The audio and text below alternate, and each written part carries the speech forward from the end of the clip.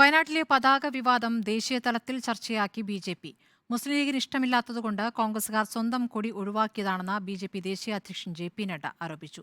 പരാജയഭയത്താലാണ് പതാക വിവാദം ബി.ജെ.പി. ഏറ്റെടുക്കുന്നതെന്ന് കോൺഗ്രസ് തിരിച്ചടിച്ചു. രാഹുൽ ഗാന്ധിയുടെ വയനാട് റാലിയിൽ മുസ്ലിം ലീഗ് കൊടി ഒഴിവാക്കിയതാണ് കേരളത്തിൽ CPM-ഉം ബി.ജെ.പിയും ചർച്ചയാക്കുന്നത് എങ്കിൽ ദേശീയ തലത്തിൽ ബി.ജെ.പി. പ്രചാരണം മറ്റൊരു തരത്തിലാണ്. മുസ്ലിം ലീഗിന് ഇഷ്ടമല്ലാത്തതുകൊണ്ട് കോൺഗ്രസുകാർ സ്വന്തം കൊടി ഒഴിവാക്കിയെന്ന് ബി.ജെ.പി. ദേശീയ അധ്യക്ഷൻ ജെ.പി. നദ്ദ വിമർശിച്ചു. കോൺഗ്രസ് പ്രീണന രാഷ്ട്രീയത്തിന് ഏതറ്റം വരെയും പോകും.